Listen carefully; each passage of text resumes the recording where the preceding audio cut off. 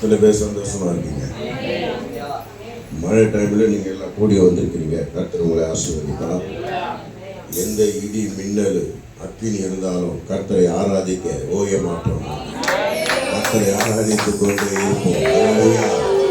எங்கள் சரீர சுகத்தை நாங்கள் பார்க்க மாட்டோம், சரீர பலவீனத்தை நாங்கள் பார்க்க மாட்டோம். கர்த்தரை துதிப்பதே எங்க பலனா இருக்கிறது. அல்லேலூயா. ஒருமானப்படுங்க. கண்களை மூடி தேவனை நோக்கி நன்றி. இம்மட்டும் காத்த எபினேசரை நோக்கி, சிலுவையிலே நம்மை பேர் சொல்லி அழைத்த தேவனை நோக்கி, என் பாவங்களையும் என் மீறுதலையும் மன்னித்த என் தேவனை நோக்கி நன்றி ஆண்டவரே, நன்றி ஆண்டவரே. உங்க இருதய ஆழங்களை நோக்கி பாருங்க. உங்க சிந்தையை பார்க்காதீங்க, அது மாம்சம். உங்க இருதய ஆழத்தை நோக்கி பாருங்க. கர்த்தர் அதில் இருக்கிறார். உன் தேவன் அங்கே இருக்கிறார். உன் தேவனுடைய மகிமைப்படுத்தும்படி அந்த இடத்துல வந்து நிற்கிறார். நன்றி. உமது முகம் நோக்கி பார்த்தவர்கள் வெட்கப்பட்டு போவதில்லை. உமது திருநாமம் அறிந்தவர்கள் கைவிடப்படுவதில்லை. உமது முகம் நோக்கி பார்த்தவர்கள் வெட்கப்பட்டு போவதில்லை. உமது திருநாமம் அறிந்தவர்கள் கைவிடப்படுவதில்லை. நம்பியோரை மறப்பதில்லை, தேடி வந்தோரை வெறுப்பதில்லை. நம்பியோரை மறப்பதில்லை, தேடி வந்தோரை வெறுப்பதில்லை. உமது முகம் நோக்கி பார்த்தவர்கள் வெட்கப்பட்டு போவதில்லை. உமது திருநாமம் அறிந்தவர்கள் கைவிடப்படுவதில்லை. உடைந்த பாத்திரம் என்று நீரையும் தள்ளுவதில்லை. உடைந்த பாத்திரம் என்று நீரையும் தள்ளுவதில்லை. என்று கூடவாது என்று நீரையும் சொல்லுவதில்லை. ஒன்று கூடவாது என்று நீரையும் சொல்லுவதில்லை. இயேசு மகராஜா எங்கள் நேசா இரக்கத்தின் சிகரம் நீரே. இயேசு மகராஜா எங்கள் நேசா இரக்கத்தின் சிகரம் நீரே. உமது முகம் நோக்கி பார்த்தவர்கள் வெட்கப்பட்டு போவதில்லை. உமது திருநாமம் அறிந்தவர்கள் கைவிடப்படுவதில்லை. ஏழைகளின் நலனிலே எளியோரின் நம்பிக்கை நீரே. ஏழைகளின் நலனிலே எளியோரின் நம்பிக்கை நீரே. திக்கற்றோரே என்னை அறிந்து உதவிடும் தகப்பன் நீரே. திக்கற்றோரே என்னை அறிந்து உதவிடும் தகப்பன் நீரே. இயேசு மகராஜா எங்கள் நேசா இரக்கத்தின் சிகரம் நீரே. சொல்லுமா. இயேசு மகராஜா எங்கள் நேசா இரக்கத்தின் சிகரம் நீரே. உமது முகம் நோக்கி பார்த்தவர்கள் வெட்கப்பட்டு போவதில்லை. உமது திருநாமம் அறிந்தவர்கள் கைவிடப்படுவதில்லை. உமது முகம் நோக்கி பார்த்தவர்கள் வெட்கப்பட்டு போவதில்லை. உமது திருநாமம் அறிந்தவர்கள் கைவிடப்படுவதில்லை. நம்பியோரை அவர் மறப்பதில்லை, உம்மை தேடி வந்தோரை வெறுப்பதில்லை. அவரை நம்பியோர் ஒருவரும் கெட்டுப் போவதில்லை. வெறுப்பதில்லை.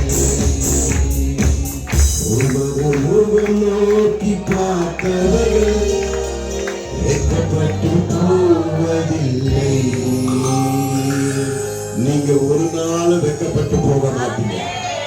கர்த்தர் உங்களோடு கூட தான் இருக்கிறார். அல்லேலூயா, அல்லேலூயா.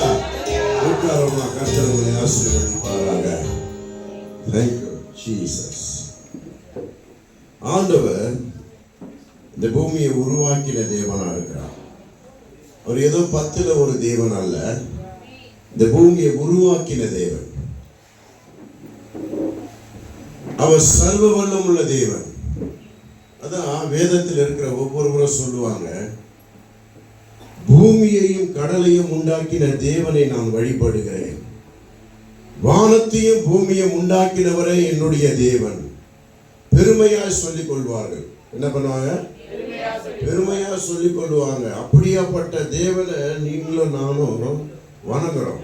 அந்த தேவனுடைய வல்லமை என்ன? அந்த தேவன் எதற்காக சிலுவையை சுமந்து நம்மளை பெற்றெடுத்திருக்கிறார், நம்மளை மீட்டெடுத்திருக்கிறார், நம்மளை கழுவி இருக்கிறார், நம் பாவங்களை போக்கிருக்கிறார். அடிமைத்தனம் இப்போ எங்குமே இல்லை. அடிமை எங்க இருக்குன்னா நமக்குள்ளவே இருக்கு. முன்பாக நம்மளுடைய தகப்பனார் எல்லாம் எங்க இருந்தாங்கன்னா எகிப்து தேசத்துல அடிமைகளா இருந்தாங்க. சொல்லுங்களேன், எங்க தகப்பனா? சொல்லுங்க, எங்க தகப்பனா? உங்க தகப்பனா இப்போ நீங்க பாக்குறீங்களா? உங்க அப்பா அவர் கிடையாது. அவருக்கும் அவருக்கும் அவருக்கும் அவருக்கும் மேல ஆரம்பத்துல உலக தோற்றத்தும் உள்ள 400 ஆண்டுகளுக்கு அந்த நேரத்துல பாத்தீங்கன்னா நம்மளுடைய தகப்பனார் எல்லாம் அடிமையா இருந்தாங்களாம். எகிப்து தேசத்துல அடிமைகளா இருந்தாங்க. அந்த அடிமைத்தனத்திலிருந்து ஆண்டவர் மீட்டார். ஆனா தன் சொந்த ஜனங்களே, ஒரு தனிப்பட்ட நபர்களே பாவம் செய்ததுனால இப்போ சரீரத்திலிருந்து அடிமையிலிருந்து விடுதலையாக்க ஆண்டவர் விரும்பினார். சொந்த ஜனங்களே பாவத்திலே அடிமைகளா ஆனதுனால சரீரத்தில் இருக்கிற அந்த அடிமையை ஆவிக்குரிய வாழ்க்கைக்கு கொண்டு வரணும் தான் அவர் சிலுவையை சுமந்து, ஆவி வேறு ஆத்துமா வேறு, உன் சரீரம் வேறு என்பதை அவர் உணர்த்தினார். அல்லேலூயா. இதுதான் தேவனுடைய ராஜ்யம். ராஜ்யம் வெளியே எங்க இல்லை, நமக்குள்ளவே இருக்குது. போராட்டம் வெளியே எங்குமே இல்லை, நமக்குள்ளவே இருக்குது. யுத்தம் எங்குமே இல்லை, நமக்குள்ளவே இருக்குது. இது 4 தோறும் என்ன பண்ணுதுன்னா ஆவியிலும் சரீரத்திலும் போராட்டம் நடந்து கொண்டுதான் இருக்குது. ஆவியோட சரீரத்தோட போராட்டம் நடந்து கொண்டுதான் இருக்குது. நல்லதுக்கும் தீயதுக்கும் போராட்டம் நடந்து கொண்டுதான் இருக்குது. கெட்ட வார்த்தைகளுக்கும் நல்ல சொல்லுக்கும் போராட்டம் நடந்து கொண்டுதான் இருக்குது.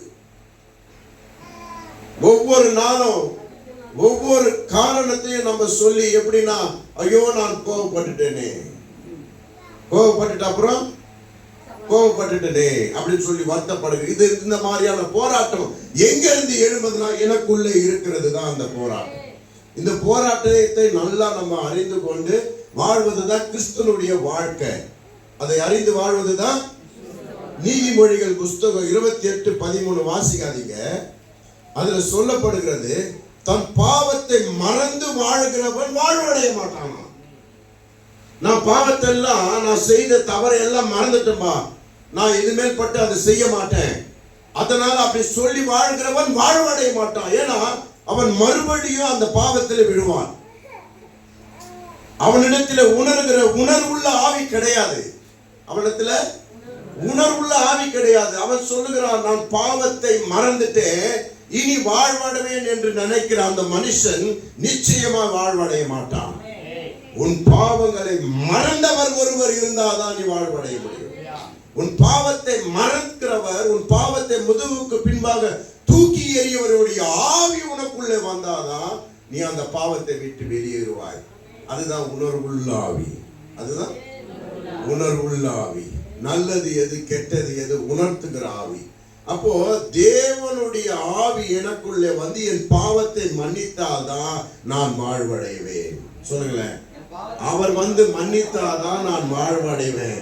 நானா பாவத்தை விட்டு வெளியே வந்துட்டேன், நான் வாழ்வடைவேன் சொன்னா அந்த மனுஷன் வாழ்வடைய மாட்டான். தேவன் உன் பாவங்களை மன்னித்தால்தான் நீ வாழ்வடைவாய்.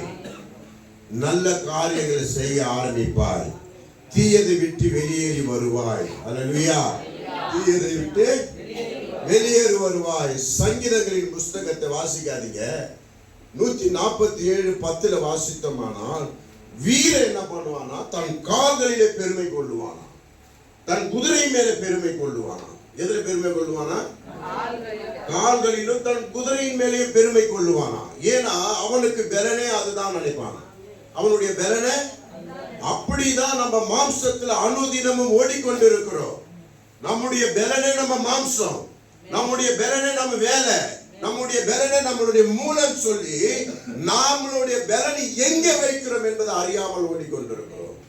ஆனா கர்த்தர் சொல்லுகிறார், என்னுடைய சுவிசேஷத்தை சொல்கிறவனுடைய பாதம் மிக அழகா இருக்கிறது என்று சொல்லுகிறார். எது நிலையா நிற்கும், எது பரலோகத்தை கொண்டு போய் சேர்க்கும், எது அழியாமல் நிற்கும், எது உண்மை, எது மெய்யானது, அந்த சுவிசேஷத்தினுடைய பாதம் தான் உண்மையானது. நான் வைக்கிற பலன், என் பாதத்துல வைக்கிற பலன், குதிரை மேல வைக்கிற பலன் எல்லாம் அழிந்து போகும். ஒரு 50 வருஷம், ஒரு 60 வருஷம், இந்த காலத்துல 50 வயசு தாண்டது கஷ்டமா இருக்குது. அப்பெல்லாம் எனக்கு நினைவு தெரிஞ்சு 90 வயசு 80 வயசு வரல இருப்பாங்க. 90 வயசு மேலே இருக்கிறாங்க. எங்க தாத்தாலாம் 87 90 கிட்ட இருந்து இறந்தாரு. இப்பெல்லாம் 40 தாண்டது 80 தாண்டுற மாதிரி இருக்குது. 40 தாண்டது சத்ருவுடைய குறுகிய காலத்தை குறுக்கிட்டான் சத்ரு. இனி இவர்களை நீண்ட நாள் வாழ வச்சோம்னா கர்த்தர் இவர்களை ரட்சிப்புக்கு கொண்டு வந்துருவாரு. அதனால வருகையும் சீக்கிரமா வருது. அதனால நம்ம குறுகிய காலத்தை கொண்டு ஜனங்களுடைய ஆயுசை குறுக பண்ணி விடுவோம். எப்படி உணவினாலும் தண்ணீரினாலும் சுவாசத்தினாலும் குறுக பண்ணி கொண்டே இருக்கிறான். இயற்கை நாசமாக்கி கொண்டே இருக்கிறான். அப்போ வயசு குறுகி கொண்டே போகுது. நாம எதை பலன் வைக்கிறோம்?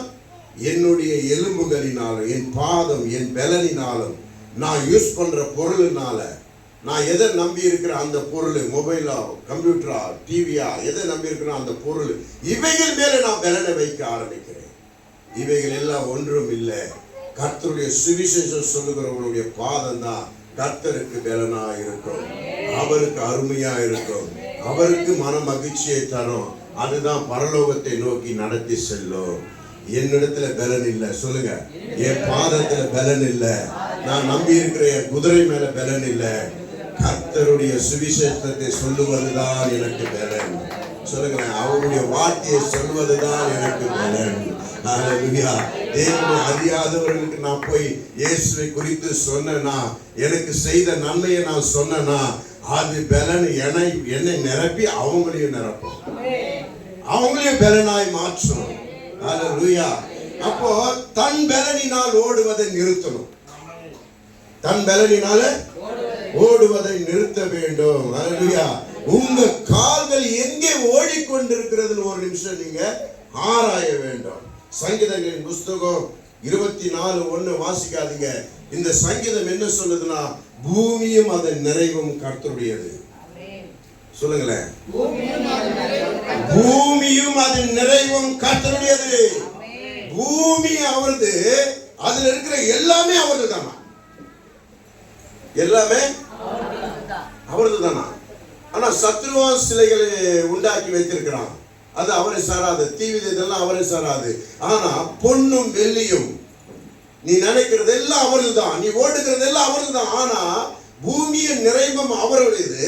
ஆனா அவரை விட்டுட்டு என் பலனினால் நான் வேற எங்கேயோ ஓட, என் சரீரத்தை நான் திருப்புகிறதுனால ஆண்டவர் சொல்லுகிறார், தலை சாய்க்க ஒரு இடம் இல்லாமல் போகிறது.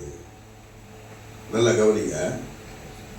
உன் பலனை மாம்சத்திலே உணர்ந்து, நீ உன் பலன் மாம்சதான் சொல்லி உன் தேவைகளுக்காக நீ திருப்பும் பொழுது, அந்த தேவைகள் எல்லாவற்றையும் உருவாக்கினவர் உன்னோடு கூட இருக்கிறார். நீ அறியாம திருப்பும் பொழுது, அப்போ பூமியும் அதன் நிறைவும் என்னுடையது. ஆனா மனுஷனுடைய இருதயமோ கேடு உள்ளதா இருக்கிறதுனால, அழிகிற பொருளை நோக்கி ஓடுகிறதுனால, இது எனக்கு தலை சாய்க்கிற இடம் இல்லாமல் போகிறது என்று ஆண்டவர் சொல்றார். இது நிமித்தமா தலை சாய்க்க ஒரு இடம் இல்லாம போகிறது. தேவன் ஆலயத்தில் வாசம் பண்ணியிருந்தார். சொல்லுங்களேன், தேவன் பலிகளை கொண்டு வந்து பலி செலுத்தினாங்க. பயத்தோடு வருவாங்க. ஆலயத்துக்கு போறனா முன்னாடி நாளே பரிசுத்தமா இருப்பாங்க. அந்த ஆலய பிரகாரத்துல காலை வைக்கும் போது பயத்தோடு வருவாங்க. ஆடைகளிலும் தேவனை அறிகிற அறிவிலும் பயம் உண்டாகி வரும். ஏன்னா தேவனுக்காக பலி செலுத்த போறேன்னு சொல்லி ஆண்டவர் இயேசு என்ன பண்ணிட்டாரு, இனி நீ ஆலயத்துல நான் இல்ல, திரைசிலை கிழித்து உன் இருதயத்திற்குள்ள வந்துட்டாரு.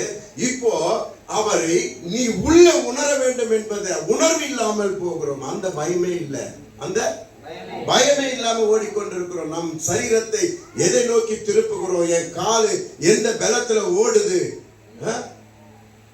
கர்த்தரை அறியாமல் ஓடுகிறதுனால அவர் தலை சாய்க்க ஒரு இடம் கொடுக்காமல் போகிறோம். அவர் தலை சாய்க்க இடம் கொடுக்காமல் போகிறோம். 7 பிசாசுகள் நம்மளை போட்டு நெருக்குதான். என்னது? 7 பிசாசு நம்மளை போட்டு நெருக்கி கொண்டிருக்கிறது அனுதினமும். அந்த பிசாசுடைய தந்திரங்களை நம்ம அறிந்து கொண்டாலே நம்ம என்ன பண்ணலாம்? கர்த்தருக்கு தலை சாய்க்கிற இடத்தை கொடுக்கலாம். அதுவும் மனுஷகுமாரன் தலை சாய்க்க, வார்த்தையான தேவன் தலை சாய்க்க, உன்னை உருவாக்கின தேவன் தலை சாய்க்க இடம் கொடுக்கும்படி நம்ம இருதயத்தை ஆயத்தப்படுத்துவோம். நம்ம இருதயத்தை ஆயத்தப்படுத்துவோம். இப்போ ஒரு சின்ன ஒரு உணர்வு உங்களுக்கு தரேன். ஒரு வெள்ளக்கட்டி, வெள்ளம், ஒரு வெள்ளம் எடுத்து உங்க நாக்குல வச்சுட்டோம். நாக்குல வச்ச உடனே உங்க நினைவுலாம் எங்க இருக்கும்?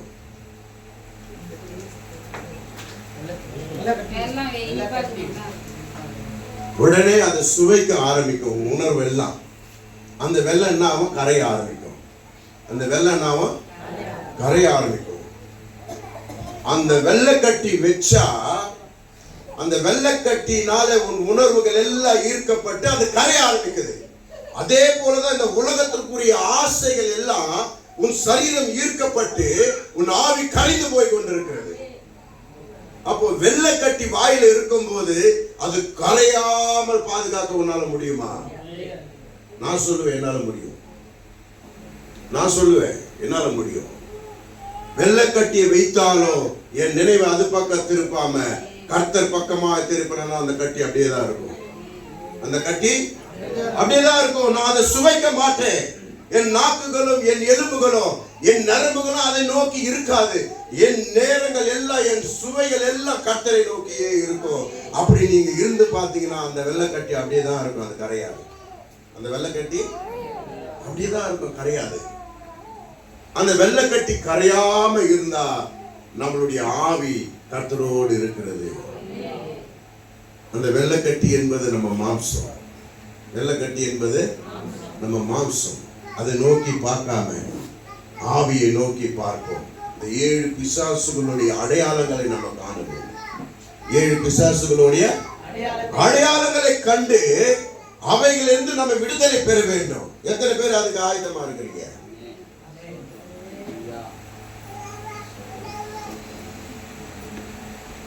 ஆலயத்துக்கு வரணும்னா எத்தனை பேருக்கு ரொம்ப ஆசையா இருக்குது? திங்கட்கிழமை இருந்து வெள்ளிக்கிழமை, சனிக்கிழமை, ஞாயிற்றுக்கிழமை வரத்துக்கு ஐயோ இன்னும் எத்தனை நாள், அடுத்த ஞாயிற்றுக்கிழமை நம்ம ஓடினுமே அப்படின்னு சொல்லி உங்க உள் உணர்வு எப்போ இழுக்குது? இழுக்குதா? இருக்குதா? இதுதான் ஆவியின் பலன். இதுதான் ஆவியின் பலன். இந்த ஆவியின் பலன்ல நம்ம திங்கட்கிழமை ஆரம்பிச்சு சனிக்கிழமை வரலாம். நம்ம வெள்ளை கட்டி நினைப்புல ஓடும் பாருங்க. அந்த ஆவியின் பலன் குறுகி போய் கொண்டே இருக்குது.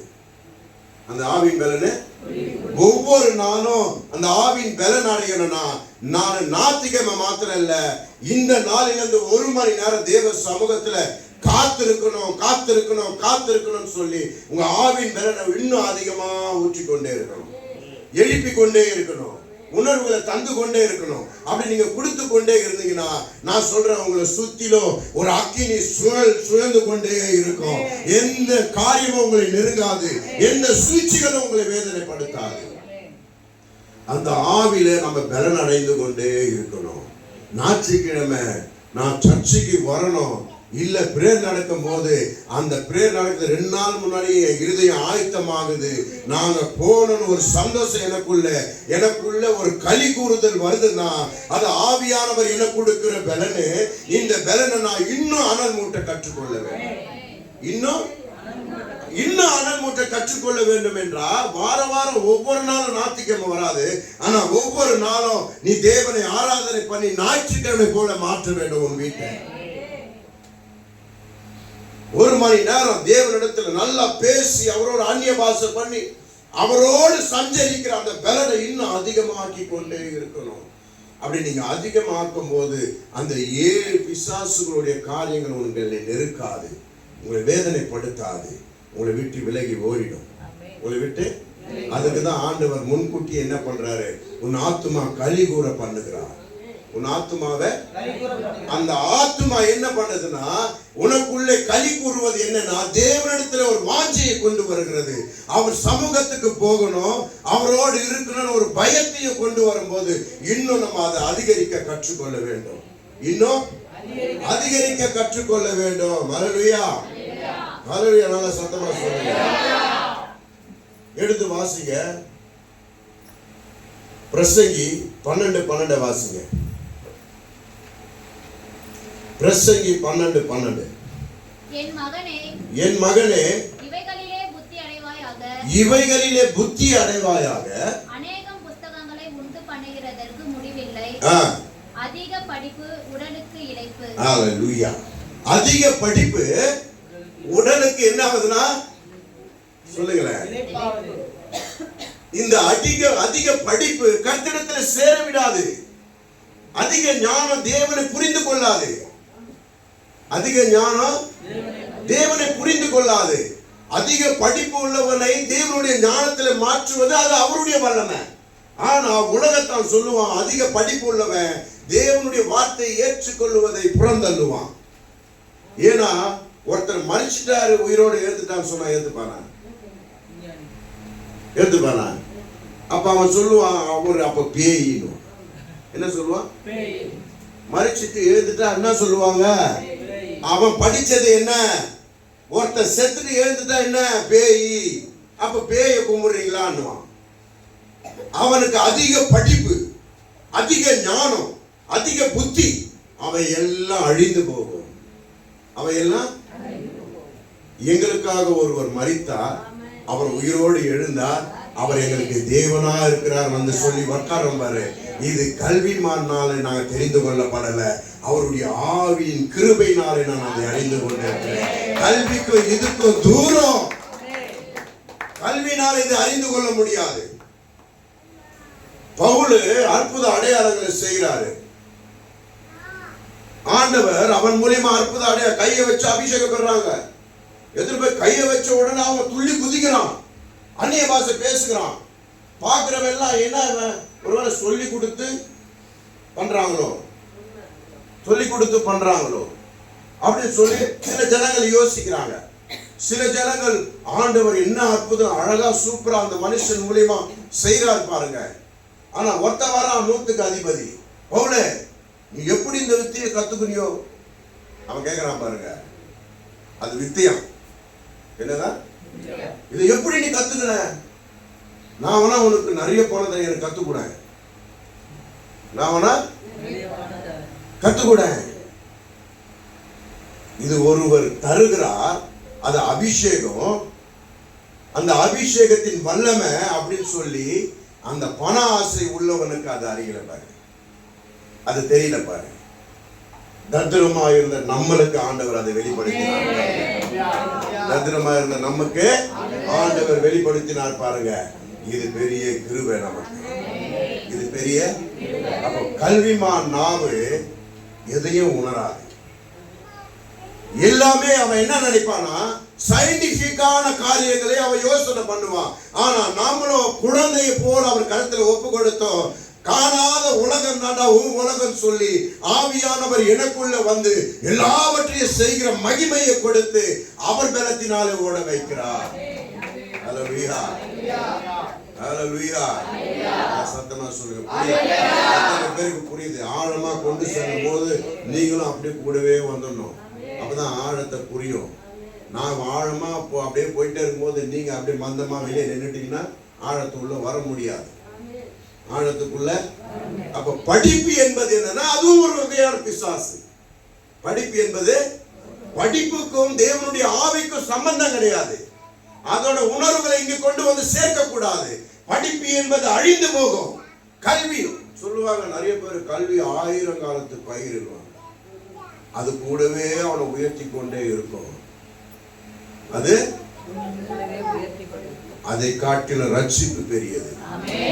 அதை காட்டிலும் கல்வி படிச்சுட்டு ஒழுக்கம் இல்லாம இருந்தா அவனுக்கு சந்தோஷமா இருக்குமா? கல்வி படிச்சுட்டு 4 பேர் அடிச்சா அவனுக்கு சந்தோஷமா இருக்குமா? கல்வி படிச்சுட்டு ஊர்ல இருக்கிற சொத்தெல்லாம் என்னுடைய இருந்தா அபகரிக்க என்ன உண்டவனா இருந்தா உங்களுக்கு சந்தோஷமா இருக்குமா? ஊர்ல இருக்கிற சாபத்தெல்லாம் வாங்குறான்னு சொல்லி நீங்க வருத்தப்பட மாட்டீங்க, அவமானப்பட மாட்டீங்க. ஆனா ரட்சிப்பு என்பது 4 பேருக்கு நன்மை செய்கிறது. 4 பேர் உன்னை புகழ்ந்து பேசுவது. அது கல்வினால கொடுக்கிறது அல்ல, அது கர்த்தருடைய கிருபையினாலே தருகிறது. அல்லேலூயா. ஒரு பாஸ்டர் சொல்றாரு, 1ஆவதுல இருந்து 12ஆவது வரலாம், காலேஜ் வரலாம், நீ எத்தனை புக்கு படிச்சிருப்ப? 100 புக்கு மேல படிச்சிருப்பியா? அவ்வளவு புக்கு படிச்சு நீ நேத்த கத்துக்கிட்ட? ஒண்ணுமே கத்துக்கல. ஒண்ணுமே கத்துக்கல. 12ஆவது பாஸ் ஆயிட்டா 10ஆவது கொஸ்டின் கேட்டா தெரியல அவனுக்கு. அவனை பொறுத்தவரைக்கும் நான் குடு குடு குடுன்னு ஓடி +2 பாஸ் ஆயிடும். அவன் என்ன கத்துக்கிட்டா, எதுக்காக நடக்கிறா, என்ன செய்யறா ஒண்ணும் தெரியல. ஸ்கூல்ல வாத்தியாருங்க பாடம் எடுக்கிறாங்க, அந்த பாடத்துடைய நினைவுகள் என்ன, நெளிவு சுழிவுகள் என்ன நாம் அறிந்து கொள்வதில்லை. அவனுடைய நினைப்பெல்லாம் எங்க இருக்கு? அந்த எக்ஸாம்ல எப்படியாவது பாஸ் ஆயிடணும். அந்த கடைசியா வரும்போதுதான் அந்த எக்ஸாம் பயம் வரும். நாளைக்கு எக்ஸாம்னா இன்னைக்கு தான் பயம் வரும். ஐயோ எக்ஸாம் வந்துச்சேன்னு சொல்லி. அப்போ அவனுடைய அந்த பாடத்துடைய தத்துவம் என்ன தெரியும்? அது தெரிஞ்சா ஒழுங்கா நடக்க ஆரம்பிப்பான். அது தெரியல அவனுக்கு. அழிந்து போகிற பொருள் மேல நம்ம அதிக நாட்டம் வைக்கிறோம். அழியாத ரட்சிப்பு கல்வினால உண்டாகிறது அல்ல, கர்த்தர் எனக்கு கொடுத்த அது கிருபை. இது நான் அதிக கேள்வினால எழுப்ப மாட்டேன். ஆண்டவரை பார்த்து குழந்தை போல அவர் கருத்துல ஒப்பு கொடுப்பேன். அவர் என்னை எப்படி வளைகிறாரோ வளைவேன், எப்படி நடத்துகிறாரோ நடப்பேன். இதுல என் உணர்வுகளை கொண்டு வர மாட்டேன், என்னுடைய எண்ணங்களை கொண்டு வர மாட்டேன், என்னுடைய அறிவை கொண்டு வர மாட்டேன், என்னுடைய கல்வியை கொண்டு வந்து யோசிக்க மாட்டேன். அல்லேலூயா. இப்போ 2 பேருக்கு சண்டை வந்துச்சுன்னு வச்சுங்க, நீங்க கரெக்டா யோசனை பண்ணுங்க. 2 பேருக்கு சண்டை வருது. சண்டை முடிச்சுட்டு போயிட்டாங்க. ஒரு அம்மா வருது. அங்க சொன்ன வார்த்தைலாம் அந்த அம்மாவுக்கு தெரியாது. அது கத்த இது கத்த, அவங்க என்ன சொல்றாங்க வார்த்தையே தெரிய, காதுல விழாது. உணர்வாங்க பயங்கரமா வெளிப்படும். வீட்டுல வந்தவொடனே ஒரு அம்மா சொல்லும், இந்த மாதிரி வார்த்தை ஏன் சொல்லணும்? முக்கியமா அவங்கள வீட்டுக்குள்ள சேர்க்காதீங்க. அவங்கள நீங்க சண்டை போட்டீங்க பாரு, அவங்க கூட போய் சமாதானம் அவங்க கத்த சொல்றாரு. ஆனா இப்படி வந்து வீட்டுக்குள்ள சேர்றாங்க பாருங்க, அவங்க உங்களுக்கு நன்மை செய்யற மாதிரியே பேசுவாங்க. ஆனா இப்படி சொல்லிட்டாங்க பாருங்க, அப்படி சொல்லிட்டாங்க பாருங்க. இவங்க கலகம் செய்கிறவர்கள். இவங்க கிட்ட இருக்கிறது செய்வினையின் ஆவி. செய்வினைக்குரிய தண்டனை இவர்களிடத்தில் இருக்கு. அந்த தண்டனைக்கு நம்ம செவி கொடுத்துடக்கூடாது. அப்படி சொல்லுகிறவர்களுக்கு இந்த மாம்சத்தை செவி கொடுக்க விடக்கூடாது. அப்படி சொல்லுகிற இடத்துல இந்த ஆவியை தோய்ந்து போக விடக்கூடாது. அவர்களை கண்டு சுச்சமா நினைச்சு விட்டணும். என்னுடைய பார்வையில் எங்க இருக்குன்னா, சண்டை போட்டவன் பாரு, அவனிடத்துல நாம் சமாதானமா ஆகணும். சத்ரு அப்படிதான் கொண்டு வந்து ஒருத்தர் உள்ள நிறுத்துவான். சமாதானம் எப்படி தாங்க வரணும்?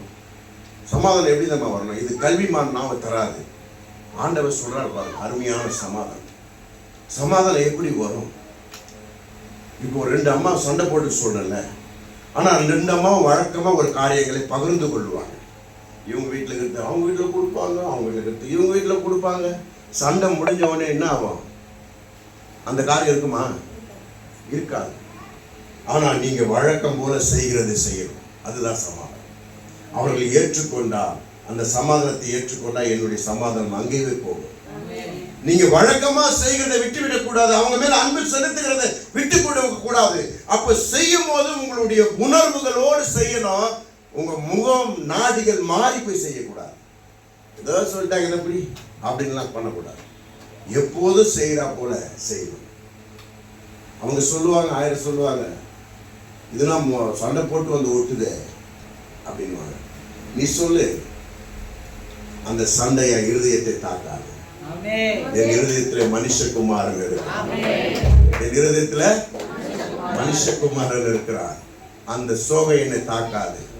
உண்மையில் நான் அன்பு வைக்கும்படிதான் என் தேவன் சொல்லுகிறார். அல்லேலூயா, அல்லேலூயா. இது படிப்பு தராது. இது படிப்பு தராது. இது தேவன் உள் உணர்வு ஆவியினாலே கிருபையினாலே எனக்கு கொடுத்து கொண்டிருக்கிறார். அல்லேலூயா. ஆவியானவர் எங்கு உண்டோ அங்க விடுதலை உண்டு. இந்த வார்த்தையை நம்ம வாசிக்கிறோம், கேட்கிறோம், கை தட்டுகிறோம். ஆனா விடுதலை எப்படி வரும்? நான் செய்து காட்ட வேண்டும், அப்ப விடுதலை வரும். நான் நடத்தி காட்டணும், அப்ப விடுதலை வரும். நான் அதன்படி நடந்தாதான் கர்த்தர் அந்த வார்த்தைக்கு பலனை தருவார். நான் அதன்படி செய்தாதான் கர்த்தர் அந்த வார்த்தைக்கு உயிர் ஊட்டங்களை தருவார். அல்லேலூயா. அப்ப நான் போய் அங்க செய்யும் போது வழக்கம் போல அந்த காரியத்தை நான் வழக்கம் போல செய்கிறது இனி செய்ய மாட்டேன் இருக்கிற அந்த காரியத்தை எடுத்துட்டு வழக்கம் போல எப்போது இருக்கிறவர்கள் போல இருங்க. இருதயத்தில் இருந்து செய்க, முகநாடி மாறும். இருதய வேறுபட்டா முகநாடி மாறிடும். அப்படியே ஒரு மாதிரி ஆயிடும் முகம். பாத்தீங்களா? அது நல்லவே இருக்காது. நல்லா அலங்காரம் பண்ணிட்டு தேவனுடைய வார்த்தையினால் உனக்கு அலங்காரங்களை கொடுத்துட்டாரு ஆண்டவர். நல்ல வஸ்திரங்களை கொடுத்துட்டாரு. முகத்தை மட்டும் ஏன்னு வச்சுட்டு போய் நின்னா என்ன இருக்கும்? ஒண்ணுமே இருக்காது. அந்த முகநாடி மாறணும்னா இருதயத்துல முறந்து கசப்புகளை எடுக்கணும். இது கல்வி எனக்கு கற்றுத்தராது. கல்விமான் உள்ளவரோ சுயநலமான வாழ்க்கை தான் வாழ்வாங்க. அவங்க பொருள் சேர்க்கிறது ஆசைப்படுவாங்க. ஆனா நானும் கல்வி கற்றாலும் இதுக்கும் அதுக்கும் சம்பந்தம் இல்லை.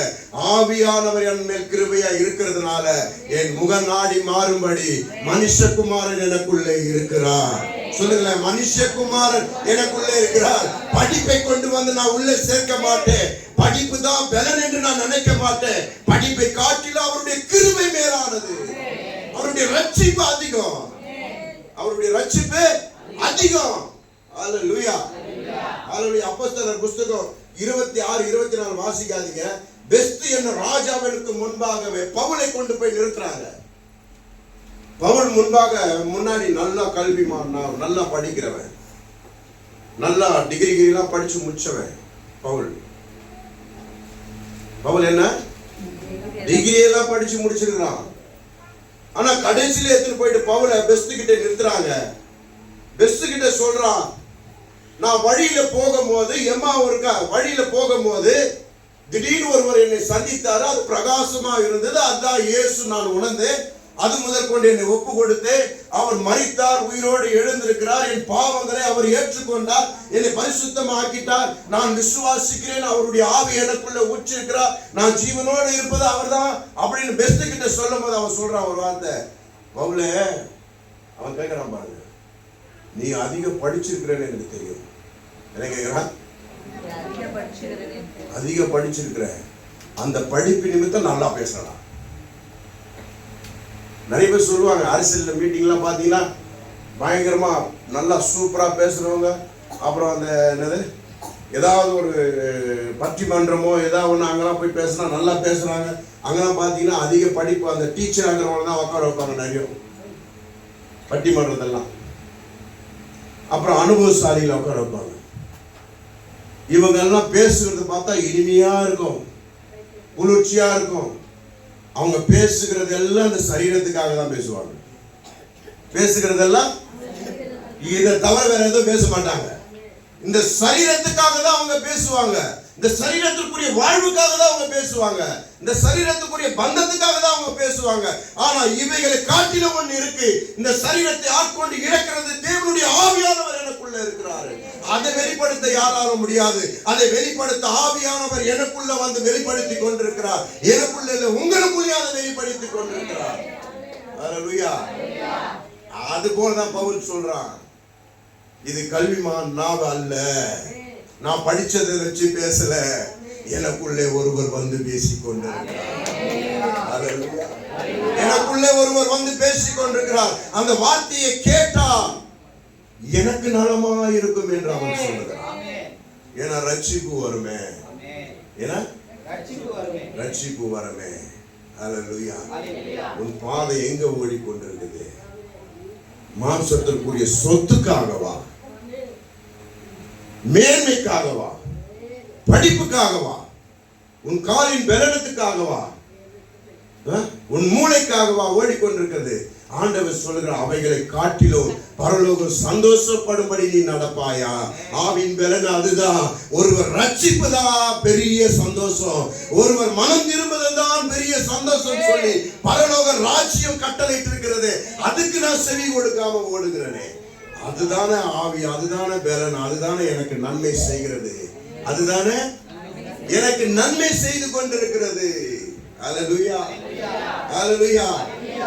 ஆவியின் பலன் படிப்புல அல்ல, ஆவியின் பலன் படிப்புல அல்ல. ஆவியின் பலன் எங்க இருக்கு? கர்த்தருடைய கிருபையினால் நமக்குள்ளே இருக்கிறது. அல்லேலூயா, அல்லேலூயா. கர்த்தர் நல்லவர்.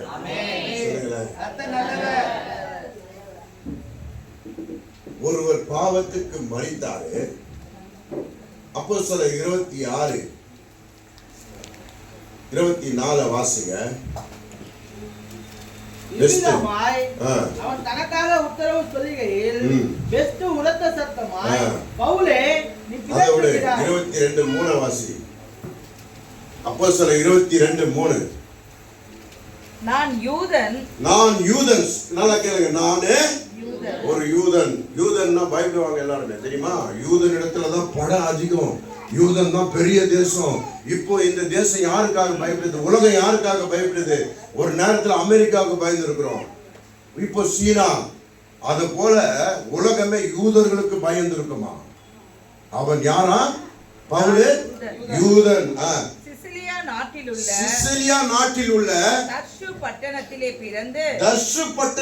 பிறந்து இந்த நகரத்திலே கமலியேலின் பாதத்தருகே வளர்ந்து முன்னோர்களுடைய வேத பிரமாணத்தின்படியே திட்டமாய் போதிக்கப்பட்டு இன்றைய தினம் நீங்கள் எல்லாரும் தேவனை குறித்து வைராக்கியம் உள்ளவர்களாய் இருக்கிறது போல நானும் வைராக்கியம் உள்ளவனாய் இருந்தேன். அல்லேலூயா. நானும் படிச்சேன்பா.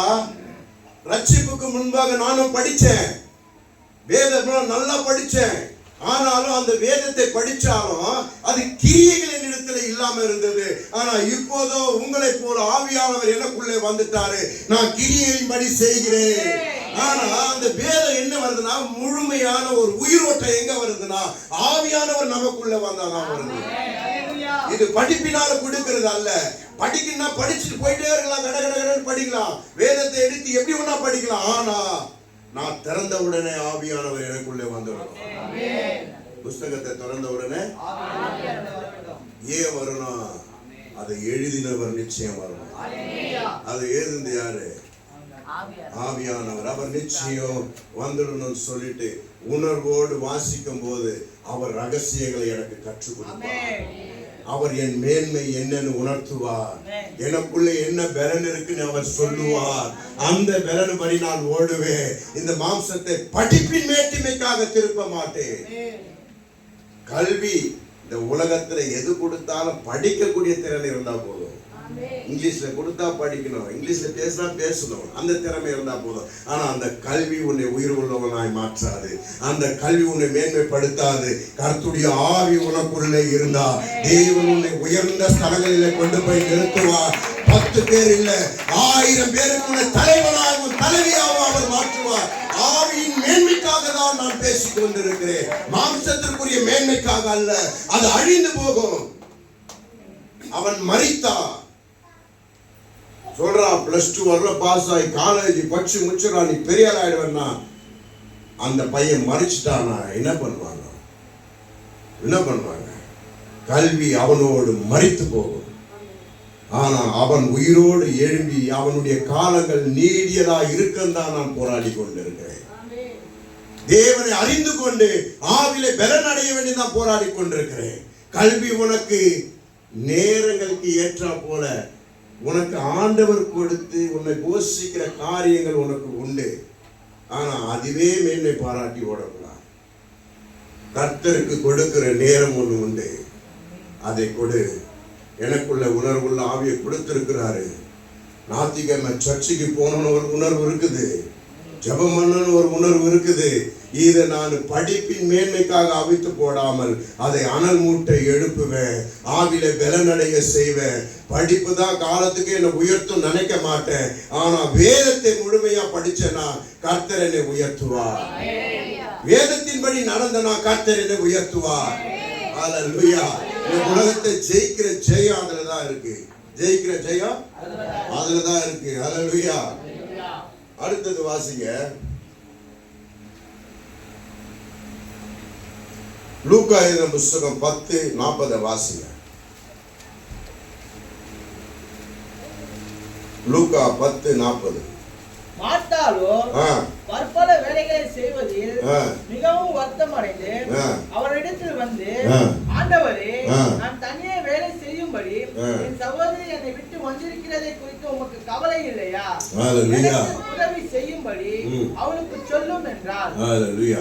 இப்போ வேலையை மேன்மை பாராட்டுகிறவர்கள் இந்த மாத்தால் என்ன பண்றாங்க? பற்பல வேலைகள். வேலைன்னு ஒண்ணு குறிப்பில்ல, பற்பல வேலைகள். எல்லா வேலைகளும் நீ செய்யற எல்லா வேலையும் நான் சொல்றேன். ஆண்டவர் இப்ப வேலை வேலை வேலை வேலை சொல்றோம், நல்ல வேலை கிடைச்சா ஆண்டவரை மறந்துடும். ஆலயத்துக்கு தான் வரல, வீட்லயாவது நீ அவர் கொடுக்கிற 1 மணி நேரத்தை கொடுக்குறியா? பிஸி வேலை வந்துடுச்சு. அந்த வேலையை காட்டிலும் கர்த்தர் சிறியவராக மாறிட்டாரு.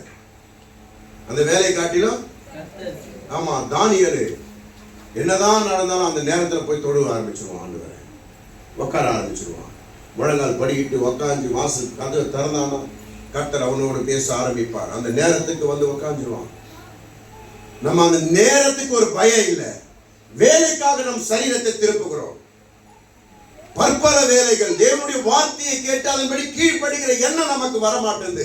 எல்லாமே நம்மளுடைய தேவைகள் போட்டு அழுத்தபடி நம்ம ஒப்பு கொடுக்கிறோம். தேவைகள் என்ன இருக்கு? உலகமும் அதுவும் நிறைவும் அவருடையதா இருக்குது. அப்ப உன்னுடைய தேவைகள் தனிப்பட்டதாய் ஓடுற. ஏன் ஓடுற? தனிப்பட்டதா எல்லாமே தேவன் கரத்திலிருந்து வரும் சொல்லி ஒரு விசுவாசவை, தேவனிடத்துலதான் நான் பெற்றுக்கொள்ள வேண்டும் என்ற ஒரு விசுவாசவை. வேலைக்காக உன் சரீரத்தை திருப்பாத. உன் ஆவி குறுகி போய் கொண்டிருக்கிறது. வேலைக்காக சரீரத்தை திருப்பணும்னா நீ தேவனுக்காக கொடுக்கிற நேரத்தை விட்டுட்டனா அந்த வேலையை ஒரு நாள் இழக்க வேண்டியிருக்கும். அப்ப என்ன பண்ணுவ? நான் வேலை செய்கிறேன், கர்த்தர் என்னை நடத்துகிறார். நான் செபிச்சா வேலை ஸ்தலத்துல சமாதானத்தை தருவார். நான் செபிச்சா அங்க உயர்வை தருவார். அவரை சார்ந்து நீ பண்ணும் போது அவர் உயர்வை கொடுத்து உன்னை மேன்மை பார்ப்பார், உன்னை மேன்மைப்படுத்துவார். அதை பார்த்து அவர் மகிழ்ச்சியா இருப்பார் ஆண்டவர். அதை விட்டுறோம். வேலை கிடைச்ச உடனே சரீரத்தை முழுவதும் எங்க திருப்பிடுறோம்? தேவன் பக்கமா திருப்பிடுறோம். அப்ப என்ன ஆகுது? மேன்மை எங்க வந்தது? வேலை ஸ்தலத்துல வந்து படிப்பு, வேலை, இதுதான் முக்கியத்துவமா ஆயிடுது. இதனாலதான் நம்ம ஆவியில தோழ்ந்து போய் கொண்டே இருக்கிறோம். ஆவியின் வளர்ச்சி அல்ல. படிப்பறிவே இல்லாத ஒரு மகள் ஆண்டவரை எனக்கும் வேதத்தை குறித்து தெரியப்படுத்தும், என்னையும் வல்லமையா பயன்படுத்த சொல்லி முழங்கால் படிட்டு அழும்போது உலகத்தின் ஒட்டுமொத்த கல்வியை உண்டாக்கின தேவனே அங்க வந்துட்டார். அவங்க மகளுக்குள்ள வாயை திறந்தா வசனம் தான் வரும். படிச்சது கிடையாது. எந்த அதிகாரத்துல எது இருக்குன்னு தெளிவா சொல்லுவாங்க. இந்த வல்லமை எப்படி வந்தது? தேவனால் உண்டானது. வல்லமை எப்படி வந்தது? தேவனால் உண்டானது. எல்லாமே தருகிற தேவன் நம்மளோடு இருக்கும் போது நாம வேலைக்காக அவருக்கு கொடுக்கிற நேரத்தை விட்டு விடுகிறோம். ஞாயிற்றுக்கிழமை ஆராதனைக்கு சில பேர் வரனா, ஏன் வரல? ஞாயிற்றுக்கிழமை வேலை வச்சுட்டாங்க, பிஸி ஆயிட்டேன். ஞாயிற்றுக்கிழமை ஆமா. இப்ப பாருங்க, இப்போ வந்து மாலை போட்டு 40 நாள் போவாங்க. அவன் என்னதான் வேலையில இருந்தாலும் அவன் லேட்டா தான் வருவான் வேலைக்கு. அவன் ஓனர் சொல்லுவாரு, அவன் இப்போ கோயிலுக்கெல்லாம் போய் வருவாங்க. அவர் சாட்சி சொல்றாரு, கோயிலுக்கெல்லாம் போயிட்டு வரும், அதனால விட்டுடு. ஏன்னா 40 நாள் அட்டகாசத்தை விட்டு ஒழுங்காகிறான். அதுக்காக எப்போதும் ஜீவன் உள்ள தேவனை சுமக்கிற நீ புறஜாதிகள் அடையாளப்படுத்த வேண்டும். ஞாயிற்றுக்கிழமை அவன் சர்ச்சைக்கு போயிடுவான், லீவு கொடுத்துரு. நாத்திகமனா அவனை டிஸ்டர்ப் பண்ணாத. அதே மாதிரி டிஸ்டர்ப் பண்ண நாத்திகமே என்னால வர முடியாது. நான் தேவனை ஆராதிக்க போகிறேன். தடையா எகிப்தில் இருக்கிற ராஜா போல அவன் இருந்தாலும் கர்த்தர் அவன் இருதயத்தை உடைப்பார். நீ அதை விசுவாசிக்க மாட்ட. நீ ஏன் பாராட்டி ஓரத்தினாலதான் எஜமான் வாவா செய்கிறான். கர்த்தருக்காக வைராக்கமா நீ சொல்லி பாரு, அவன் இருதயத்தை ஆண்டவர் உடைப்பார். இது இல்லைன்னா உன்னர் வேலை எனக்கு தருவான்னு சொல்லி வைராக்கியமா நின்று பாரு. அவன் சொல்லுவான், நீ இல்லைன்னா எனக்கு வேற ஆளே கிடையாது, நீ தான் வேணும். கர்த்தர் அப்படிதான் மாற்றுவான். அந்த விசுவாச பலனை அறிந்து கொள்ள மாற்றோம். ஓனர் கூப்பிட்டாரு ஓடினோம். ஒரு கொஞ்ச நாள் என்னால் காலையில் எழுந்துட்டு ரொம்ப கஷ்டமா இருக்கு. அடிக்கடி மழக்கம் வர்றதுனால சத்ருவோட போராட்டம் இருக்குனால. அப்போ காலையில் 3 மணிக்கு 4 மணிக்கு வாங்கன்னு சொல்லி போன் வச்சா எது கொடுக்குன்னு ஓடிடுவேன். அப்போ என் ஒய்ஃப் சொன்னாங்க, அப்போ ஒரு மனுஷன் கூடு போட்டு சொன்னா ஒரு பயம் வருது, ஆண்டவரத்துல பயம் வரலையா அவனுக்குன்னாங்க.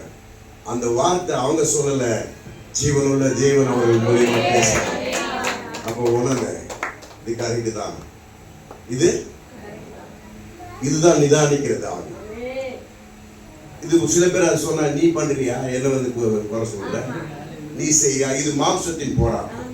தெளிவை புரிஞ்சுக்கணும். நீங்க ஒருத்தர் குற்றம் சொல்லுகிறான், ஒருத்தர் பேசுகிறான்னா தெளிவை புரியணும். மாம்சத்துல எதிர்த்து பேசுகிறது, போராடுகிறது, அது உணர்வு, அது தேவையில்லாத காரியம், அது செத்து போகும். தாழ்மை, பொறுமை இவையெல்லாம் நீடிய நாட்கள் வாழும். இது நிமித்தமா நீ மேன்மைப்படுவாய், இது நிமித்தமா நீ உயர்த்தப்படுவாய். அப்போ நாம சொல்றாரு, ஒரு எஜமான் சொல்றாருப்பா, நீ ஞாயிற்றுக்கிழமை வேலைக்கு வந்துருப்பா அப்படின்ட்டு வந்துடுவாங்க. வீட்டில் வந்துட்டு என்ன ஞாயிற்றுக்கிழமை கூப்பிட்டாங்க, நீ போ சச்சி, நான் வேலைக்கு போறேன் அப்படின்னு அவங்க வேலைக்கு போயிடுவாங்க. அப்படி சொல்லும் போது அவர் எழுந்து, ஐயா ஞாயிற்றுக்கிழமை நான் தேவ ஆலயத்துக்கு போவேன், என்ன தயவு செய்து ஞாயிற்றுக்கிழமை கூப்பிடாதீங்க. உடனே அவன் என்ன பண்ணுவாருமா, ஆமாமா இல்ல நீ கிறிஸ்தவ சரி விடு, வேற ஆளுப்பா. ஆனா நம்ம சொல்ல மாட்டுக்கிறாங்க. அதுதான் ஆண்டவர் விரும்புகிறார், நீ சொல்ல மாட்டாங்க. அப்போ ஒரு மனுஷனுக்கு பயப்படுகிற எனக்கு பயம் இல்லையே. மனுஷன் சொல்லுக்கு கீழ்ப்படிங்கிற, ஏன் சொல்லுக்கு கீழ்ப்படிங்க, நீ சொல்லி பாரு. அதுதான் மோசே போய் சொல்றான், என் ஜனங்களை ஆராதிக்க விட மாட்டேன் வாதிய தராரு, அவங்க பிள்ளையே செத்து அப்புறம் போகலாம் அப்படின்ட்டான். மன்னிச்சு நீங்க போக வேண்டாம், அனுப்பிட்டு கூட பின்னாடி தொடர்ந்து வந்தாங்க. ஒட்டு மொத்தமா ஆண்டவர் ஆயிடுச்சாரு. ஆண்டவர் ஜெயத்தை தர வல்லவரா இருக்கிறாரு. ஒரு மனுஷனுடைய இருதயத்தை மாற்ற வல்லவரா இருக்கிறாரு. ஒரு நேர்மையை அந்த இடத்துல நீ வெளிப்படுத்த வேண்டும். நீ கிறிஸ்தவ இல்ல, அப்ப உனக்கு ஞாயிற்றுக்கிழமை விடுப்பு வேணும், நீ எடுத்துக்கோ. அடுத்த ஞாயிற்றுக்கிழமை வந்து அவனுக்கு தொல்லையே பண்ணாதப்பா, அவன் கிறிஸ்தவ, அவன் ஆலயத்துக்கு போன்னு சொல்லுவான், வேற ஆளை பாரு. அவன் நினைப்பே அப்படி திருப்பிடுவார். ஆண்டவர் உன் பக்கமே வராது. அது மாத்திரம் இல்ல, ஏதாவது பணத்தை கூட வந்து கொடுத்துட்டு 2 நாள் கழிச்சு கொடுப்பான்னு சொல்லுவார். ஏன்னா உண்மையா இருப்பான். எப்படி இருப்பான்? புறஜாதினா உண்மையா இருக்க மாட்டான். அவன் எடுத்து குடிச்சிடுவான்பா, அப்புறம் சமுதிர பூச்சிக்கு வருவான்பா, அதெல்லாம் வானம்பா. அவங்கிட்ட கூட உண்மையா கொண்டு வந்து கொடுப்பான். அல்லேலூயா. இதுதான் சாட்சிகள் எப்படி எழும்புனா, நீ வைராக்கியமா நிற்கும் போதுதான். வேலைக்காக அடிமையாகாத, கர்த்தருக்கு அடிமையாகு. அந்த வேலையெல்லாம் உன்னிடத்துல கொண்டு வந்து கொடுப்பார் ஆண்டவர். அல்லேலூயா, அல்லேலூயா. ஆண்டவருடைய வேலை என்னன்னு முதல்ல தெரிந்துக்கோ. ஆலயத்தை கட்டணும், ஆலயத்தை கூடி வரணும், அதுதான் முதல் வேலை. அதுக்கப்புறம் தான் 2வது இந்த வேலை. அப்படி நம்ம சரீரத்தை திருப்பணுமானால் உன் ஆவி வெள்ளக்கட்டி போல அப்படியே மேன்மையாவே இருக்கும். வெள்ளக்கட்டி போல மேன்மையாவே இருக்கும். அல்லேலூயா. வேலைக்கு முக்கியத்துவம் கொடுக்காத. யாத்திராகம புஸ்தகத்தெல்லாம் பார்த்தீங்கன்னா, பழைய ஏற்பாடுல ஞாயிற்றுக்கிழமை ஓய்வு நாள், ஒரு வேலை கூட செய்யக்கூடாது. அப்படி நீ வேலை செஞ்சுன்னா உனக்கு கொண்டு போய் நிறுத்தி கல்லால் அச்சே சாவச்சிருவாங்க. அந்த மாதிரி இப்ப பண்ணா எப்படி இருக்கும்? லிப்டிக் வானா, லிப்டிக் கூட தேவையில்ல, வா வா, அப்புறம் கல்லால் அச்சு சாவச்சிட்டு போறாங்க. டைமுக்கு உள்ள போயிடணும், ஓடியா நல்லா ட்ரெஸ் பண்ண தேவையில்லை, ஓடியா. உயிர் மேல பயம். எது மேல பயம்? அப்படி ஒண்ணு செஞ்சாதான் ஓடி வருவாங்க பொழுது, அப்படி ஒண்ணு பண்ணாதான் ஓடி வருவாங்க பொழுது. அதுக்குதான் ஆண்டவர் பண்ண போறார். அக்கினியினால் அழிக்கும் போது நீ சுட்டெரியாமல் இருக்க, நீ காத்துக்கொள்ள, எனக்கு பயப்படுன்னு ஆண்டவர் சொல்ற. வருகையில் அப்படிதான் எரிய போதான். அப்ப வந்துருமா பயம்? ஐயோ அக்கினி விழுந்துருமே மேல, அப்ப வருமா பயம்? அதுக்குதான் முன்கூட்டியே ஆயத்தமாயிரு ஆண்டவர் சொல்லுகிறார். அல்லேலூயா. ஆலயத்தின் மேல் வாஞ்சியா இரு, அதே முக்கியத்துவப்படுத்து.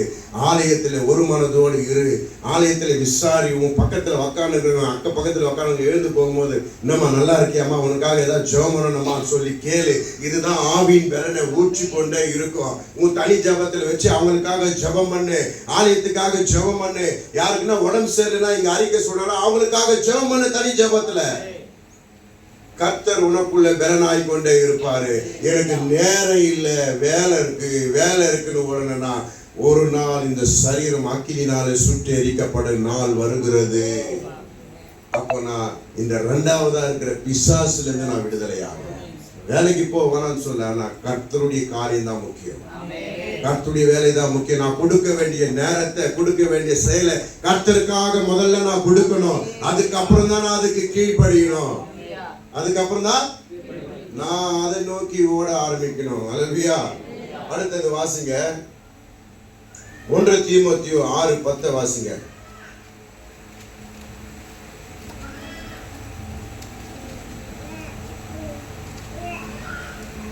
பண ஆசை எல்லா தீமைக்கும் வேறாயிருக்கிறது. சிலர் அதை இச்சித்து விசுவாசத்தை விட்டு வழுவி அநேக வேதனைகளாலே தங்களை உருவ கொண்டு குத்தி கொண்டிருக்கிறார்கள். அல்லேலூயா. நீங்க படுகிற வேதனை, சோதனை, இப்ப எதுக்காக ஓடி வந்து உக்காந்து என்ன வேண்டீங்க எனக்கு தெரியாது. ஆனா நீ பண்றது எல்லாம் எதுக்காக?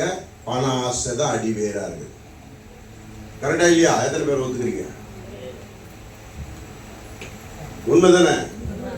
எப்படி சுத்தினாலும் பணம் தான் அடி வேறா இருக்குது. பண ஆசை தான் அடி வேறுன்னு ஆண்டவரே சொல்லிட்டாரு. நீ எந்த தேவைக்காக வந்து உக்காரியோ அந்த தேவை பணத்தின் நிமித்தம் தான். எதுக்காக வரையோ அது பணம் தான். எல்லாத்துக்கும் பணம் தான் அடி வேறா இருக்கிறது. இந்த பணம் என்ன பண்ணுமா? இது சோதனையும் கண்ணியையும் கொண்டு வருமா. உனக்கு அனுதினமும் சோதனைகள் வந்து கொண்டே இருக்குமா.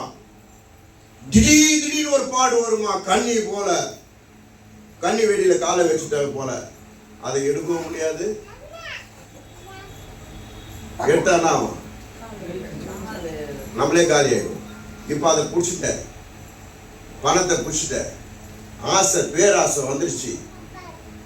எல்லாருடைய கனவு எப்படி இருந்ததுமா? அப்படியே கனவுலயே குடும்பத்தை நடத்திடுவாங்க. இதை வாங்கிடணும், அதை வாங்கிடணும், இப்படி பண்ணிடணும், அப்படி பண்ணிடணும், இதை செய்யணும், அதை செய்யணும்னு சொல்லி அந்த கனவு, இவங்க பண்ண கனவுக்காகவே ஓடிக்கொண்டிருப்பாங்க. இவங்க பண்ற பேராசை நினைவினாலேயே ஓடிக்கொண்டிருப்பாங்க. இது என்ன? நாய் வாழை பிடிச்ச கதை தான். என்ன கதை?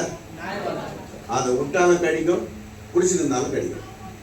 இப்ப என்ன பண்ண போற? அந்த நாயை திருத்தணும். நாயை உன்னால முடியாது. உன்னால நீ விட்டாலும் கடிக்கும், பிடிச்சாலும் பிடிச்சிட்டே இருந்தாலும் கடிக்கும். இப்ப ஆண்டவர் வந்தாதான் உனக்கு ஒரு விடுதலை உண்டாகும். இப்ப பண ஆசை அடிவேரா இருக்கும் போது அந்த பண ஆசை என்ன பண்ணுமா? சோதனையினாலும் கண்ணினாலும் உன்னை அவித்து போட்டுருமா. மதிக்கேடும் இச்சையும் கொண்டு வந்துருமா. நீ ஒரு பிளான் வச்சிருப்ப, ஒரு பேராசை எண்ணத்தை வச்சிருப்ப, உன்கிட்ட கிடைக்காதது மற்றவங்கிட்ட கிடைச்சிச்சுன்னா அதை பார்த்தா என்ன பண்ணுவ? இச்சையினாவி, மதிக்கேடு, இப்படியாப்பட்ட குணங்களினாலே நிரப்பப்பட்டோம். இந்த பண ஆசைக்காக இந்த சரீரத்தை அப்படி திருப்பும் போது மனுஷகுமாரன் சாய்க்கிறதுக்கு இடமில்லாமல் போகிறது. மனுஷகுமாரன் போதும் எனக்கு இதுவே. எத்தனை பேர் சொல்லுவீங்க? சும்மா தான் சொல்லக்கூடாது, உண்மையா சொல்லணும். எனக்கு போதும், இதுவே போதும். எத்தனை பேர் சொல்றீங்க? வேணாவா? எனக்கு போதும், எல்லாம் அப்படிதான் சொல்லுவாங்க. இது மேல வரமாட்டேன், தலைக்கு மேல வரமாட்டேது, கை இப்படிதான். அதுதான் ஒரு குழந்தை பிறந்ததுன்னா தாய் எங்க தூக்கி வைப்பாங்க? அது எப்பவுமே என் கூடவே இருக்கணும், எங்கேயும் போயிடக்கூடாது சொல்லி இடுப்புல வச்சிருப்பாங்க. அது போலதான் பண ஆசையை விட்டு போயிடக்கூடாது, என் கூடவே இருக்கணும்னு சொல்லி இது கீழே வச்சுக்கிறீங்க. தகப்ப எங்க வைப்பாரு தெரியுமா? தோல் மேல தூக்கி வைப்பாராம், 2 காட்டிலும் அதிகமா வளரணும்னு சொல்லி. அப்பா அப்படிதான் நினைக்கிறாரு. அதனால நல்லா தூக்குங்க, பண ஆசை இல்லாம நான் வளரணும். இருக்கிறதே போதும். கர்த்தர் எனக்கு நிறைவா கொடுத்திருக்கிறதே போதும். சமாதானம் எனக்கு போதும். மாவு தொட்டி என்ன நிறைவா இருக்கிறது போதும். ஒருத்தர் பசினி வீட்டுக்கு வந்தா கொடுக்கறதுக்கு சாப்பாடு அங்க இருக்குது, அது போதும். அல்லேலூயா. இந்த போதுன்ற மனப்பக்குவம் வாழ்ந்தோமானால் நான் ஓடுகிற ஓட்டத்தை நிறுத்தும். நம்ம சொல்லுவாங்க அப்படியே தலைலாம் விரிச்சுட்டு ஓடுவாங்க, பீராணிகள் ஓடுவாங்க பாருங்க. அந்த மாதிரி ஓட்டம் தான் ஓடி நிற்கிறீங்க. நேரமே இல்லாம ஓடுறீங்க. பிள்ளைகளை அப்படின்ட்டு ஓடுறீங்க. நீங்க பாட்டு தவறான காரியம். பிள்ளைகளுக்கு நல்ல போதனைகள் கொடுக்க வேண்டும். குடும்பத்தை பார்க்கணும். அதற்குரிய நேரங்களை ஒதுக்கணும். வேதத்தை வாசிக்கவும் கர்த்தரோடு பேசுகிறதுக்கும் நேரத்தை ஒதுக்கணும். இதெல்லாம் செய்தாதான் தலைமுறைகள் நல்லா வளர ஆரம்பிக்கும். நம்ம பாட்டு இஷ்டத்திற்கு ஓடுவதை நிறுத்தணும். ஒரு நிமிஷம் நிறுத்தி பாருங்க, நான் எதுக்காக ஓடுறேன். என்னதான் முட்டி மோதினாலும் ஓஹோன்னு கோட்டீஸ்வரன் யாரும் சொல்லிட மாட்டாங்க. இப்படி சம்பாதிப்பா, அப்படி கொடுப்பேன் கடனுக்கு, இப்படிதான் ஓடிட்டு இருப்பேன். ஒரு நிமிஷம் நீ நிறுத்தி பார்த்தனா உனக்கு தெரியும் உன் உழைப்பெல்லாம் எங்க போயிட்டு இருக்குது. ஏன் அதுக்காக நம்ம உழைக்கணும்? ஏன் அதுக்காக நம்ம ஏன் உழைக்கணும்? நம்ம நிறுத்துவோம். எனக்கு இதுவே போதும், இப்ப இருக்கிறதே போதும். சொல்லுங்களேன். என்னை கர்த்தர் ஆசீர்வதிப்பார். அது ஒரு நேரம் இருக்கு. எனக்கு கொடுப்பாரு. பல கனிகளை திறந்து என்னை ஆசீர்வதிப்பாரு. இடம் கொள்ளாத அளவுக்கு என்னை ஆசீர்வதிப்பாரு. எனக்குரிய கதவை திறப்பாரு. அந்த நேரம் ஒண்ணு இருக்கு. அது வரையிலும் நான் கர்த்தர் பாதத்துல இருப்பேன். அதுக்கு அப்புறமும் கர்த்தர் பாதத்துல இருப்பேன். அவருக்காக நிறுத்தி ஓட கற்றுக்கொள்ளுவேன். இருக்கிறதே போதும். இந்த மதிக்கேட்டுனால இச்சைனாலும் சூழ்ச்சினாலும் சிக்க உண்டு போக மாட்டேன். அல்லேலூயா. அப்போ வேதனை எங்கிருந்து வருது? சோதனை எங்கிருந்து வருது? கொடுமை எங்கிருந்து வருது? இந்த சரீரம் செய்து நீங்க அடிமையாக்குறீங்க. அதுவே உருவ குத்துது எல்லாத்தையும். இது ஞானமா தெரிந்து கொள்ளுங்க. நிறுத்துங்க. பேராசை பெரு நஷ்டம். பேராசை உனக்கு உண்டானது போதும். இந்த பூமியில ஆண்டவர் உன்னை 4 பேர் ரட்சிப்படையதான் தெரிந்திருக்கிறார்னா அந்த காரியத்தை அவர் நடத்த ஒப்புக்கொடு. அதுவே பரலோகத்துல மேன்மையா இருக்கும். அதுவே உனக்கு பொக்கிஷங்களை உண்டாக்கி வைக்கும். அங்க பூச்சியும் துரும்ப இருக்காது. அது அறிக்கை உனக்கு அங்க மேன்மை உண்டாயிருக்கும். நீ மரித்து எழுந்து போகும்போது மேல வாத்தியத்தோடு அழைக்க தூதர்கள் இருப்பாங்க. ஏன்னா இவன் உலகத்தின் ஆசையை கீழ்ப்படியாம கர்த்தருடைய வார்த்தைக்கு கீழ்ப்படிந்ததனால உனக்கு அங்க மேன்மை உண்டாயிருக்கும். நீ தேவனுக்கு சொல்லுக்கு கீழ்ப்படிந்து நடந்தேயானால் பரலோகத்துல யோவான ஸ்தானங்களை காட்டிலும் நீ பெரியவனாயிருப்பாய் என்று ஆண்டவர் சொல்லுகிறார். அப்ப அவனோடு நான் பெரியவனா இருக்கணும், அவனோடு பெரியவனா இருக்கணும் சொல்லி போட்டி போட்டு ஓட கற்றுக்கொள்ள வேண்டும். ஒரு பந்தயத்தில் ஓடுகிறவன் ஒரு பந்தயத்தை பெறணும், பரிசை பெறணும். சும்மா ஓடக்கூடாது.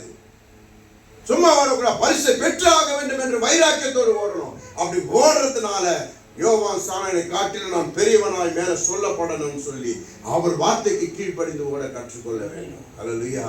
பண ஆசை எல்லாத்துக்கும் வேறா இருக்கும். எல்லாத்துக்கும் வேறா இருக்கும். அந்த பண ஆசையை விட்டுணும். படிப்பு என்ன சொன்ன?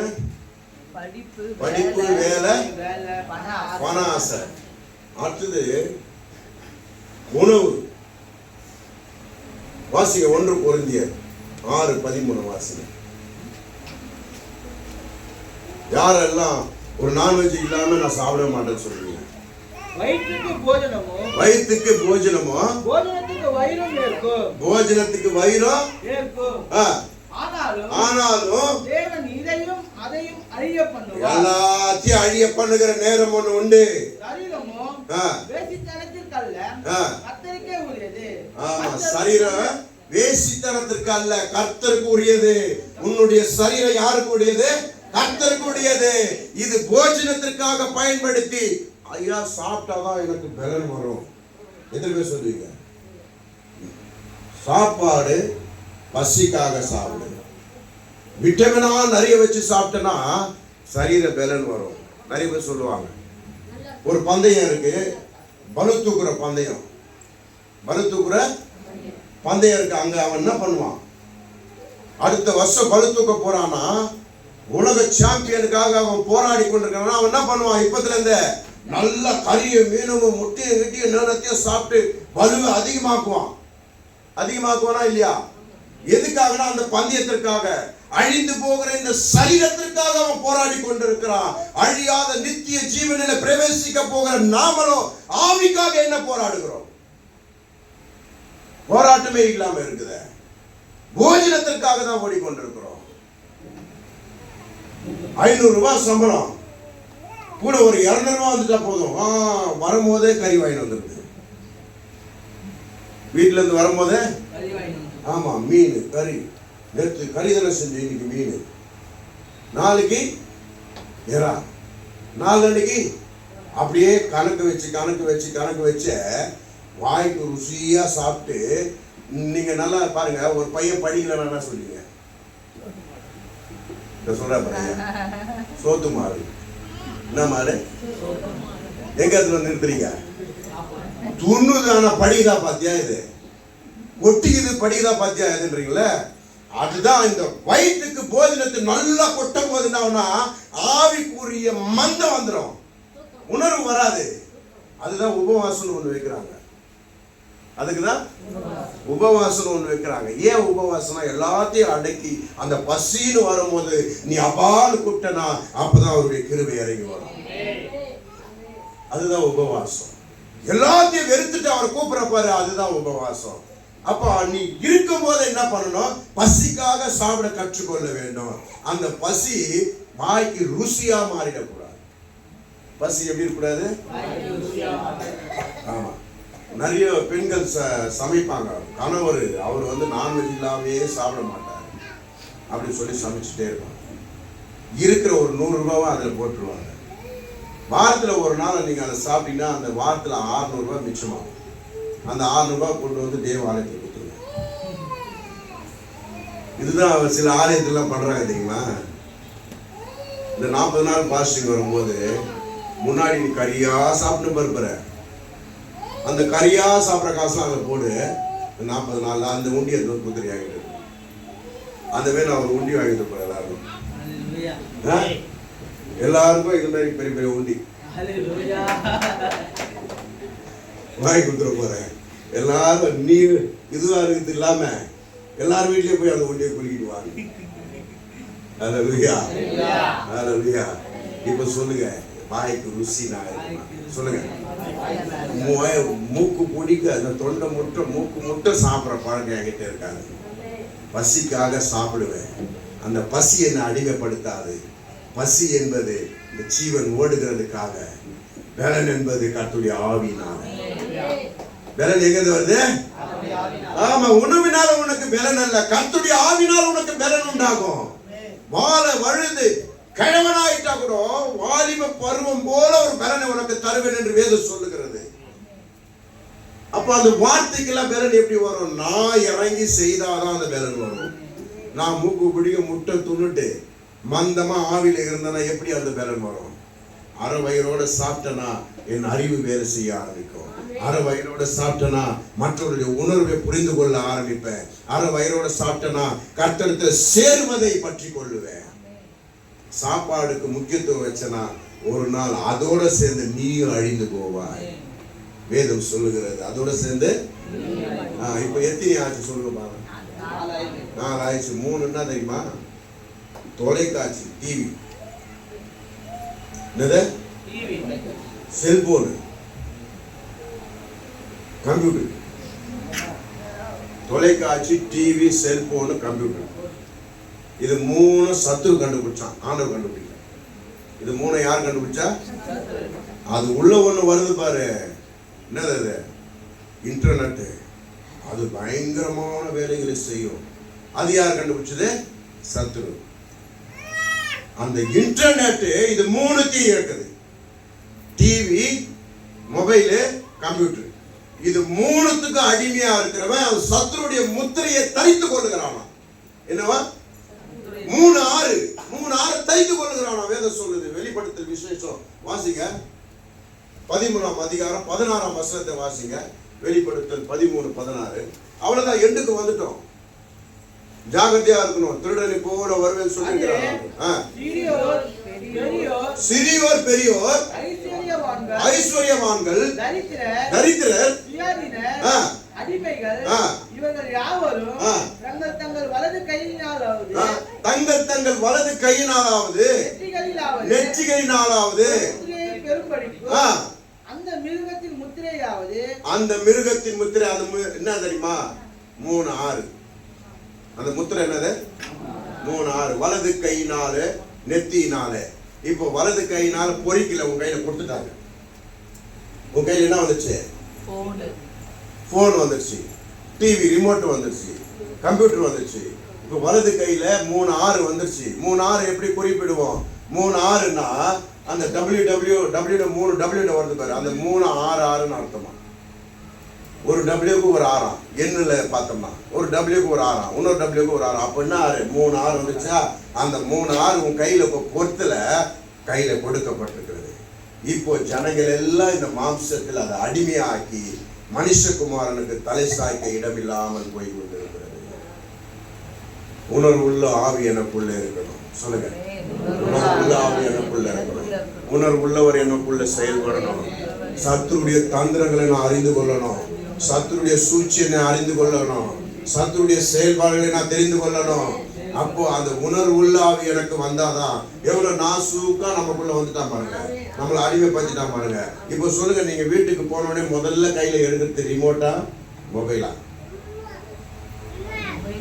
இது இல்லாம பண்ணவே முடியாது. இல்லைன்னு சொல்ல யாரும் சொல்ல முடியாது, யாரும் சொல்ல முடியாது. எல்லாம் சொல்றோம்னா போய் தான். ரெண்டுத்துல ஏதாவது ஒன்று எடுப்பீங்க. வீட்டுக்கு போன உடனே எதை எடுப்பீங்க? யார் சொந்த ரிமோட்டு? கரெக்ட், ஒத்துக்கிறான் பாருங்க உண்மையை. அதுதான் நிறைய பேர் ரிமோட்டை எடுப்பாங்க, ஆனா இல்ல போன் தான். ஏன்னா எல்லாரும் அதானே எடுப்போம். அதுக்காக ரிமோட் எடுக்க மாட்டோம், டிவி பார்க்க மாட்டோம். நீங்க சொல்லலாம், என்கிட்ட சொல்லலாம், மனுஷகுமாரன் எதிர்பார்க்கிறார் தலை சாய்க்க இட வேண்டும்னு. உன்னை நீ ஏமாத்தாத. உன்னை உருவாக்கின தேவன் உனக்குள்ள இருக்கிறாரு. அவனை நீ ஏமாத்தாத. பரிசுத்த ஆவியானவர் நான் சொல்லுவேன், 2 வயசு குழந்தை போல இருப்பாரு லகுவா. நீ அவரை துக்கப்படுத்தாத. அவரை துக்கப்படுத்துறனா தண்டனை நிச்சயம் உண்டாயிருக்கும். அப்போ இந்த மாம்சம் எதை நோக்கி ஓடுது? உன் பலன் எங்க இருக்குது? உன் பாதத்தில் இருக்கா? உன் வேலை ஸ்தலத்தில் இருக்கிறா? உன் குதிரையில இருக்குதா? அந்த பலனை விட்டு விலகி கர்த்தரை பற்றி கொள்ளுகிற கிருபைக்கு வா. கர்த்தரோடு சேர்கிற கிருபைக்கு வா. உணர்வுள்ள ஆவி எனக்குள்ள களி கூறுதலை வைத்திருக்கிறார் ஆண்டவர். அவருடைய வசனங்களை கேட்கும் போதும், ஆலயத்துக்கு வரும் போதும், தேவ சமூகத்தில் உட்காரும் போதும் ஒரு களி கூறுதலை வைத்திருக்கிறார். இதுதான் நிரந்தரம், இது அனுதினமும் நான் செய்ய வேண்டும் என்கிற ஒரு உணர்வுக்கு வா. கர்த்தர் வருகிற நேரம் வந்தாயிற்று. எச்சரிப்பு உண்டாகிறது. ஜனங்களுக்கு ஒரு எச்சரிப்பு உண்டாகிறது. அல்லேலூயா. ஏன்னா அவன் ஜனங்களுடைய ஆயுஷ் காலத்தை குறுக்க ஆரம்பிச்சிட்டான். அடுத்த வருஷம் பார்த்துக்கலாம்னா அடுத்த வருஷம் இருக்கவே மாட்டான். குடிகாரர் சத்தியம் பண்ணுவான் பாருங்க, அந்த கதை தான். ஜனவரி 1 நைட்ல இருந்து நான் குடிக்க மாட்டேன். அந்த மாதிரி கதையில தான் நம்ம ஓடிட்டு இருக்கிறோம் கிறிஸ்தவ வாழ்க்கை. நானும் அந்த மாதிரிலாம் சத்தியம் பண்ணிருக்கிறேன். ஜனவரி மறுநாள் 1ஆம் தேதி பகல்லாம் குடிப்போம். ஏன்ப்பா பகல்லாம் குடிக்கிறேன்? 2ஆம் தேதி தானே, அதுக்கு அப்புறம் தானே அது 2. அப்ப குடிக்க மாட்டேன்.